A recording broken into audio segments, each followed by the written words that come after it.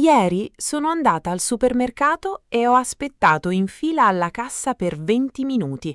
20 minuti, Giovanni, per comprare 3 cose. 20 minuti? Ma com'è possibile? C'era una signora davanti a me che stava cercando il suo portafoglio da un'eternità.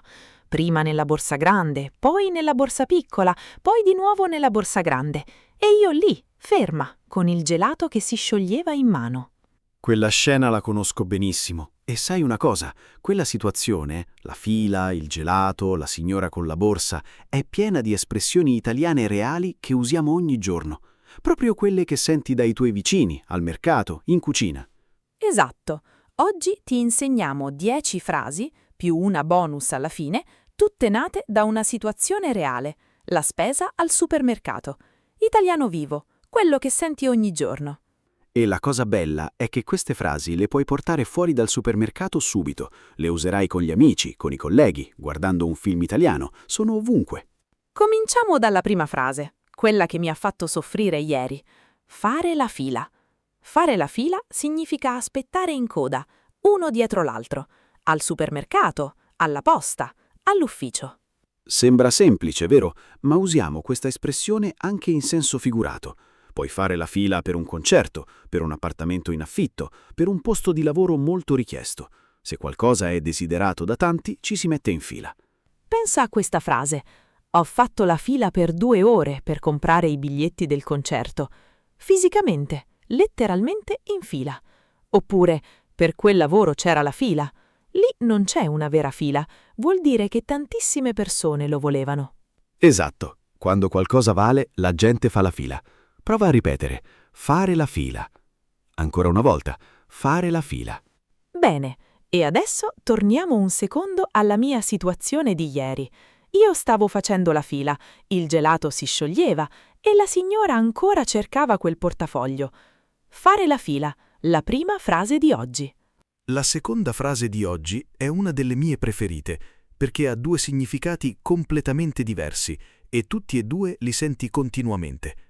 La frase è essere esaurito. Ah, questa la adoro. Al supermercato, quando cerchi qualcosa sullo scaffale e non c'è, puoi chiedere a un commesso: «Scusi, avete ancora le passate di pomodoro San Marzano?» E lui ti risponde: «Mi dispiace, è esaurita». Esaurito, esaurita. Il prodotto è finito, non ce n'è più. Ma poi esci dal supermercato dopo quella fila di 20 minuti, arrivi a casa e qualcuno ti chiede di fare qualcos'altro e tu dici «Non ce la faccio, sono esausto». Stesso verbo, stesso suono, ma lì parli di te. Sei a corto di energia. Sei finito, proprio come il prodotto sullo scaffale. È un po' triste visto così. Sono esaurita, proprio come le passate di San Marzano. Ma funziona e te la ricordi. Prova a ripetere sono esaurito, sono esaurita. Ancora, sono esaurito. La terza frase è una di quelle che senti tantissimo quando la gente parla di prezzi, di acquisti, di scelte. La frase è conviene, convenire. Al supermercato guardi 2 marche di pasta, una costa 1 euro, l'altra 2,50 euro. Prendi quella da 1 euro e dici conviene di più. Conviene vuol dire che vale la pena, che è un buon affare, che il prezzo è giusto rispetto a quello che ottieni, ma lo usiamo anche per decisioni che non hanno nulla a che fare con i soldi. Conviene partire presto per evitare il traffico. Non ti conviene aspettare. Prenota adesso. In quel caso stai parlando di convenienza pratica, non economica. È vantaggioso, è la scelta giusta in quel momento. Pensa a questa situazione. Il tuo capo ti offre un lavoro in un'altra città. Lo stipendio è buono, ma devi lasciare casa tua. Ti siedi con un amico e dici «Non so se mi conviene davvero». Stai pesando tutto, i soldi, lo stress, la qualità della vita. Conviene, una parola sola che porta dentro tutto quel ragionamento. Ripeti, conviene. Ancora, non mi conviene. La quarta frase oggi è corta, ma dentro ci sta una delle cose più importanti della grammatica italiana e la senti ogni giorno al mercato, in cucina, ovunque. La frase è «Ne prendo 2». La particella ne. Questa è una di quelle cose che gli studenti studiano in grammatica, ma poi hanno paura di usare nella conversazione reale. Eppure è semplicissima una volta che la senti nel contesto giusto. Sei al banco del formaggio. Il venditore ti mostra un pezzo di parmigiano e dice: «Vuole assaggiare?» Tu assaggi, è buonissimo, e dici: «Ne prendo 2 etti». Ne di quel formaggio. 2 etti, la quantità. Ne lo sostituisce e la frase scorre. O magari sei davanti allo scaffale delle mozzarelle. Ne prendo una, ne prendo 3. Anche fuori dal supermercato, il tuo collega ti offre i biscotti che ha portato in ufficio. Ne vuoi uno? Sì, ne prendo 2, grazie. È gentile, è naturale, è italiano vero. Prova tu adesso. Immagina di essere davanti a un banco di arance al mercato. Quante ne vuoi? Pensa alla risposta e dici: «Ne prendo», aggiungi il numero tu. «Ne prendo 4, ne prendo 6». Bene. La quinta frase è quella che mia nonna usava ogni volta che cucinava e ogni italiano la capisce immediatamente. La frase è a occhio. A occhio significa approssimativamente, senza misurare con precisione. Sei in cucina, la ricetta dice 2 cucchiai di olio, ma tu prendi la bottiglia e versi quello che sembra giusto. Fai tutto a occhio. Al supermercato guardi un sacchetto di mele e pensi a occhio ci sono almeno 1,5 kg. Stai stimando con l'esperienza e funziona anche fuori dalla cucina e dal supermercato. A occhio direi che ci vogliono 2 ore per arrivare. A occhio in quella stanza ci stanno 20 persone. Stai dando una valutazione rapida, basata sull'esperienza, senza calcoli esatti. È un'espressione di fiducia in se stessi. Conosci bene qualcosa, le distanze, le quantità, le situazioni, e dai una risposta sicura. A occhio. Ripeti, a occhio. Ancora, lo faccio a occhio. La sesta frase è una di quelle che senti quasi ogni giorno in Italia, spesso ad alta voce, spesso da un genitore con un bambino. La frase è: «Sbrigati». Sbrigati! Già solo sentirlo mi fa venire in mente mia madre quando ero piccola. Al supermercato il bambino si ferma davanti ai cereali con le sorpresine e la mamma dice: «Dai, sbrigati, dobbiamo ancora fare tutta la lista». Sbrigarsi è un verbo riflessivo, io mi sbrighi, tu ti sbrighi, ma nella vita reale lo senti quasi sempre come comando. Sbrigati, sbrigatevi, sbrighiamoci. Muoviti, fai presto, non c'è tempo. Lo usi quando sei in ritardo, quando qualcuno va troppo lento, quando la situazione richiede velocità. Sbrigati o perdiamo il treno.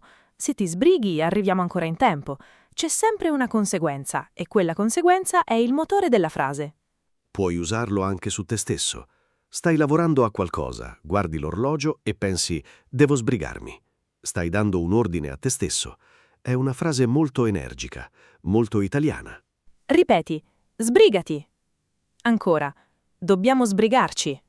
La settima frase nasce da un momento molto specifico della spesa, quando apri il frigorifero e trovi qualcosa dimenticato da settimane. La frase è: «Che spreco». Che spreco vuol dire che peccato, che perdita, che cosa buttata via inutilmente. Quella verdura che non hai cucinato in tempo, che spreco. Quei soldi spesi per qualcosa che non hai mai usato, che spreco. In Italia c'è una cultura molto forte contro lo spreco alimentare. Le nonne conservavano tutto, riciclavano gli avanzi, non buttavano via niente. Dire «che spreco» porta dentro tutta quella sensibilità. Ma lo usiamo anche per situazioni che non hanno nulla a che fare con il cibo. Un talento non coltivato, che spreco. Un pomeriggio bellissimo passato al chiuso, che spreco. Un'opportunità persa, che spreco. È una frase che esprime dispiacere per qualcosa di prezioso andato perso. Prova. Che spreco. Ancora. È stato uno spreco enorme. L'ottava frase di oggi è una di quelle che gli italiani usano in continuazione per commentare situazioni, persone, comportamenti. La frase è si vede che. Si vede che. Letteralmente si vede, è evidente, si capisce chiaramente. Al supermercato prendi in mano una pesca, la tocchi, è morbida, profumata, perfetta. Dici, si vede che è matura. La pesca ti dice tutto da sola. Ma questa frase va molto oltre la frutta. Si vede che ha cucinato con amore. Quando assaggi qualcosa di davvero buono e senti che c'è qualcosa di speciale dentro. Oppure guardi una persona che lavora con concentrazione assoluta e dici, si vede che ci tiene. È una frase che dà credito a qualcuno o a qualcosa senza dover spiegare troppo. L'evidenza parla da sola e tu la nomini. Funziona anche per situazioni negative. Si vede che non ha dormito, si vede che è stressato. Prova a pensare a qualcuno che conosci bene, un collega, un amico, un familiare, e costruisci una frase. Si vede che... Completa tu. Si vede che lavora molto. Si vede che è felice. Bene. Ripeti, si vede che. Ancora, si vede che ci tiene. La nona frase è una di quelle che ti fa sentire subito più italiano, perché è energica, positiva e la usi in tantissimi momenti diversi. La frase è «Ci siamo quasi». Ci siamo quasi, siamo vicini alla fine, manca poco, stiamo per arrivare. Al supermercato sei a metà lista e il tuo compagno dice «Ancora quanto manca?» e tu guardi il foglio e rispondi «Dai, ci siamo quasi, ancora 3 cose». Fisicamente sei quasi arrivato alla fine della lista, ma puoi usarlo anche per incoraggiare qualcuno che sta lavorando a qualcosa di difficile. Come vai con l'italiano? Dai, ci sei quasi. Stai dicendo che la persona è sulla strada giusta, la meta è vicina. È una frase che motiva. Un allenatore che dice «ci siamo quasi» all'atleta negli ultimi metri. Un genitore che lo dice al bambino che sta imparando a camminare. Porta calore e certezza insieme. Ripeti, ci siamo quasi. Ancora? Dai, ci sei quasi. La 10ª frase di oggi è una di quelle che senti tantissimo quando si parla di prezzi, di bambini, di situazioni che cambiano in fretta. La frase è tenere d'occhio. Tenere d'occhio qualcosa significa monitorarla, osservarla con attenzione, starle vicino con lo sguardo. Al supermercato stai aspettando che un prodotto torni disponibile o che scenda di prezzo. Dici a te stesso, devo tenerlo d'occhio. O magari sei al supermercato con un bambino piccolo che gira tra gli scaffali. Il tuo istinto immediato è devo tenerlo d'occhio. Lo segui con gli occhi, sai sempre dove si trova. Ma lo usiamo anche in senso più ampio. Tieni d'occhio quelle notizie, la situazione si sta evolvendo. Ti tengo d'occhio, a volte è un avvertimento scherzoso tra amici. Può essere premura, può essere vigilanza, dipende dal contesto. Prova, tienimi d'occhio. Ancora, dobbiamo tenerlo d'occhio. L'11ª frase è una di quelle che senti quando qualcosa è semplicemente incredibile, assurdo, fuori dal normale. La frase è roba da matti. Roba da matti, letteralmente roba da pazzi. Al supermercato guardi lo scontrino dopo una spesa normale e il totale è 72 euro. Dici 72 euro per questa roba, roba da matti. Ogni settimana, Giovanni, ogni settimana. Lo usi per qualcosa che ti stupisce, che ti indigna, che non riesci a credere, ma funziona anche per qualcosa di straordinariamente positivo. Ha corso la maratona in meno di 3 ore, roba da matti. Lì è ammirazione pura. È un'espressione che porta emozione vera. Quando la dici, la gente capisce che stai reagendo con tutto il corpo. Ripeti, roba da matti. Ancora, ma è roba da matti. Andiamo avanti, perché ci sono altre frasi bellissime nate proprio dal supermercato. La 12ª frase è qualcosa che senti ogni volta che c'era una promozione, un cartellino giallo sullo scaffale. La frase è essere in offerta. In offerta. Il prodotto ha un prezzo ridotto, temporaneo. Le mozzarelle sono in offerta questa settimana. Ho preso 3 bottiglie d'olio perché erano in offerta. È la gioia del risparmio, quella sensazione di aver fatto un buon affare. E si usa anche fuori dal supermercato. Quel corso di italiano è in offerta fino a venerdì. Ho trovato i biglietti del treno in offerta. Qualsiasi cosa costi meno del solito per un periodo limitato può essere in offerta. C'è anche una variante. Fare la spesa in offerta. Vuol dire pianificare gli acquisti intorno alle promozioni. Mia madre lo faceva sempre. Girava tra i volantini del supermercato e decideva dove andare in base a cosa era in offerta quella settimana. Anche la mia. È una strategia seria in realtà. Ripeti, è in offerta. Ancora, l'ho preso in offerta.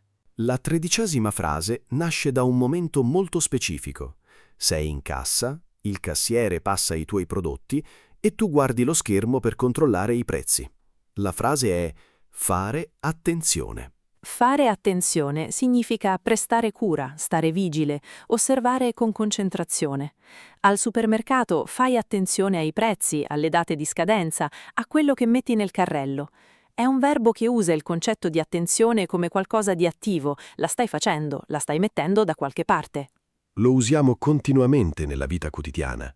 Fai attenzione quando attraversi la strada. Devo fare attenzione a quello che mangio. Fai attenzione, il pavimento è bagnato. In ognuno di questi casi stai chiedendo a qualcuno o a te stesso di portare la propria concentrazione su qualcosa di specifico. C'è anche una sfumatura affettuosa. Quando saluti qualcuno che sta per affrontare qualcosa di difficile, puoi dire «fai attenzione, eh?» Lì non stai avvertendo di un pericolo preciso, stai dicendo «prenditi cura di te». È una frase che si adatta a tutto: sicurezza, salute, affetto, concentrazione. Prova. Fai attenzione. Ancora. Devo fare più attenzione. La 14ª frase è quella che senti quando qualcuno sta cercando qualcosa sullo scaffale e non riesce a trovarlo, oppure quando deve scegliere tra 1000 opzioni simili. La frase è «non so da dove cominciare». Non so da dove cominciare. Sei davanti a uno scaffale con 40 tipi di pasta diversi, formati, marche, prezzi. L'abbondanza diventa quasi paralizzante. Da dove cominci? Ma questa frase la usiamo tantissimo per situazioni più grandi. Hai un progetto enorme davanti a te e non sai quale parte affrontare per prima. Hai una conversazione difficile da fare e non trovi le parole giuste per aprirla. Dici, non so da dove cominciare. È una frase di onestà. Stai dichiarando che la situazione è complessa, che hai bisogno di un momento per orientarti. E spesso dirlo ad alta voce è già il primo passo. Un amico potrebbe risponderti, comincia dall'inizio. Semplice, ma funziona. Ripeti, non so da dove cominciare. Ancora, non sapevo da dove cominciare. La 15ª frase è breve, diretta e la senti in ogni conversazione italiana su cibo, qualità, scelte. La frase è «ne vale la pena». Ne vale la pena. È la valutazione finale di qualcosa. Lo sforzo, il costo, il tempo richiesto, ne vale la pena? Al supermercato c'è una bottiglia di olio extravergine che costa molto di più delle altre. Ti fermi, la guardi, leggi l'etichetta, poi decidi, sì, ne vale la pena. Stai dicendo che il risultato giustifica il sacrificio. Il prezzo più alto è bilanciato dalla qualità superiore. Ma questa frase funziona per qualsiasi tipo di investimento, di tempo, di energia, di coraggio. Studiare una nuova lingua richiede anni. Ne vale la pena? Quella domanda apre una riflessione seria e la risposta che stai dando implicitamente ogni volta che ascolti questo video è sì, ne vale la pena. Ottimo punto. Puoi usarla anche al negativo. Ho aspettato 2 ore, non ne valeva la pena. Stai dicendo che l'investimento era sproporzionato rispetto al risultato. Prova, ne vale la pena. Ancora, non ne valeva la pena. La 16ª frase nasce da un gesto fisico preciso che fai al supermercato ogni volta che scegli frutta o verdura. La frase è dare un'occhiata. Dare un'occhiata significa guardare velocemente, fare un'ispezione rapida. Prendi una mela in mano, la giri, controlli che non ci siano ammaccature o macchie, stai dando un'occhiata. È una valutazione veloce, intuitiva. Lo usiamo per tutto quello che richiede una verifica rapida. Dai un'occhiata a questo documento prima di inviarlo. Ho dato un'occhiata al menù e ho già deciso. Puoi dare un'occhiata a mio figlio per 1 minuto. Lì stai chiedendo a qualcuno di sorvegliarlo brevemente. C'è qualcosa di informale e pratico in questa frase. Quando dici dai un'occhiata, stai dicendo che la cosa richiede poco tempo, poca attenzione formale, solo uno sguardo veloce ma consapevole. Dare un'occhiata è leggero, rapido, quasi automatico. Ripeti, dai un'occhiata. Ancora, ho dato un'occhiata. La 17ª frase è quella che senti quando qualcuno sta per comprare qualcosa di cui non ha veramente bisogno, oppure quando torna a casa con il sacchetto pieno e il partner lo guarda storto. La frase è farsi prendere la mano. Farsi prendere la mano, lasciarsi trascinare oltre il limite, perdere il controllo della situazione. Al supermercato entri con una lista di 5 cose e esci con 14. Ti sei fatto prendere la mano. Succede con le offerte, con i prodotti nuovi che non avevi mai visto, con la sezione dei dolci. Tutto sembra necessario sul momento. È una frase che descrive quel momento in cui l'entusiasmo supera il buonsenso. Lo usiamo per tante situazioni diverse. Mi sono fatto prendere la mano con i festeggiamenti e abbiamo speso troppo.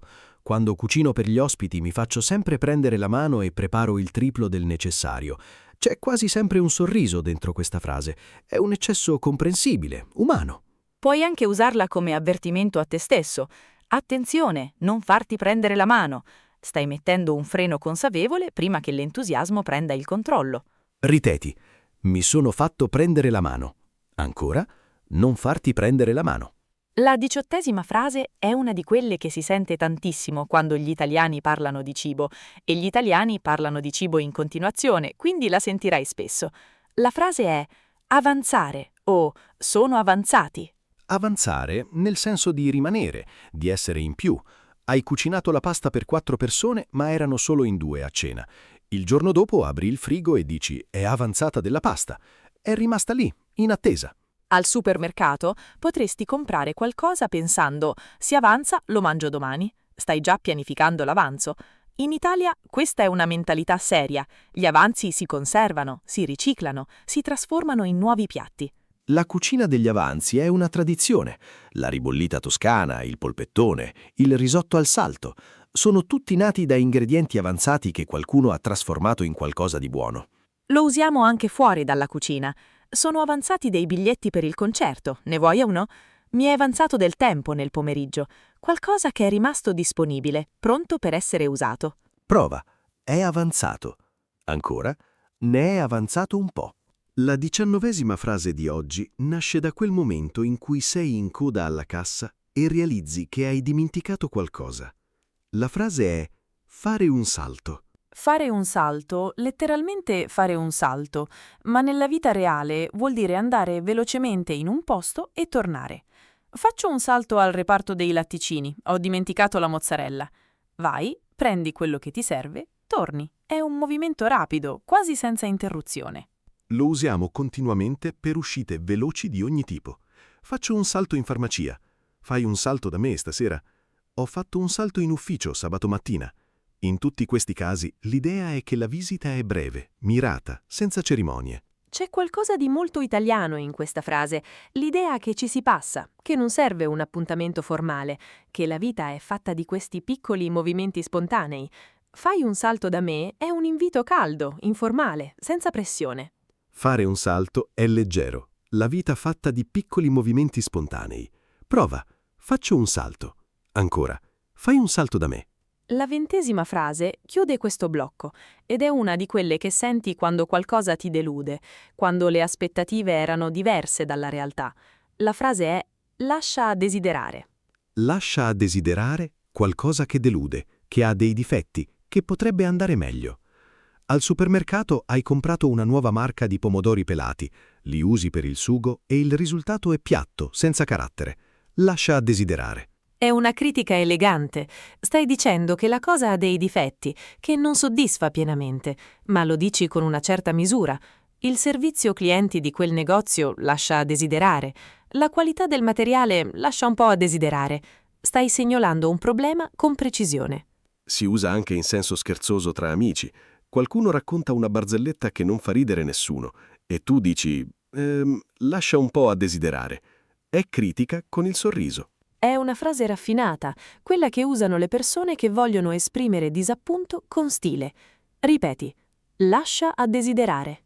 Ancora, lasciava molto a desiderare. E adesso arriviamo alla frase bonus di oggi, la 21ª, quella che teniamo sempre per ultima.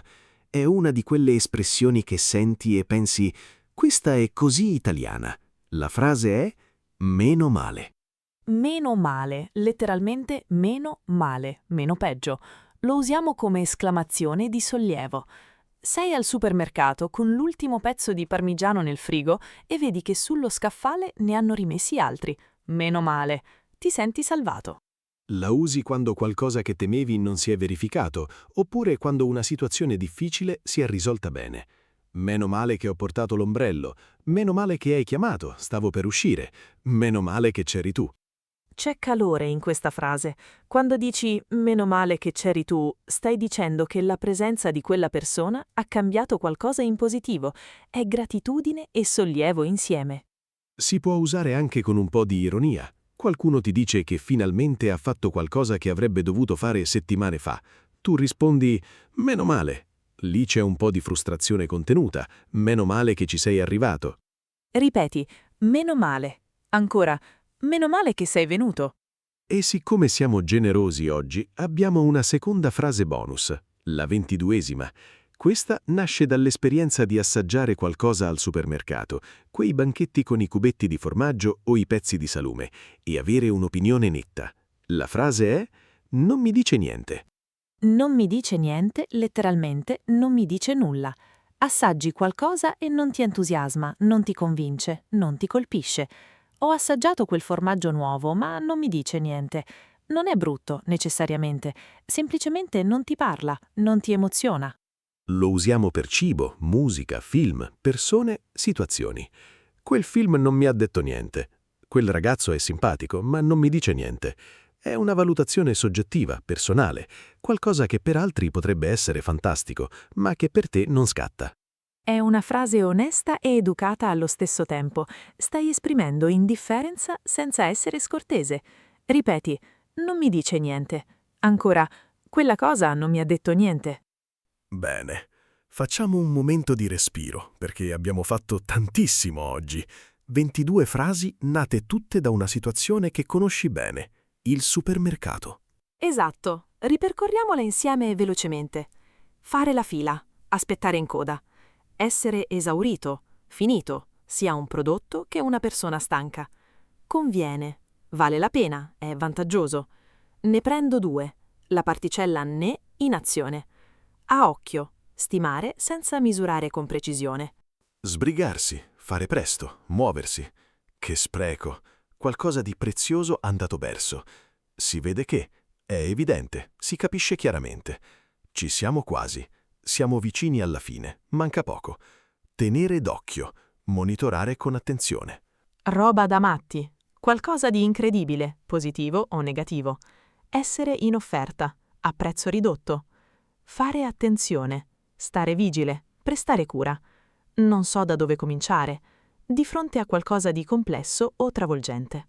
Ne vale la pena. Il risultato giustifica lo sforzo. Dare un'occhiata, guardare velocemente, farsi prendere la mano, lasciarsi trascinare oltre il limite, avanzare, rimanere, essere in più dopo l'uso. Fare un salto, andare velocemente in un posto e tornare. Lasciare a desiderare, non essere all'altezza delle aspettative. E i 2 bonus. Meno male, sollievo, gratitudine. E non mi dice niente. Qualcosa che non ti emoziona, non ti convince. 22 frasi, tutte reali, tutte vive, tutte pronte da usare da oggi. Adesso tocca a te. Scegli una frase, una sola, e scrivila nei commenti. Usala in una frase tua, con un esempio dalla tua vita. Questo è il modo migliore per fissarla nella memoria. E se vuoi continuare con frasi di vita reale come queste, trovi tanti altri video qui sul canale. Ogni video nasce da una situazione vera, con italiano vero. Ci vediamo al prossimo. A presto!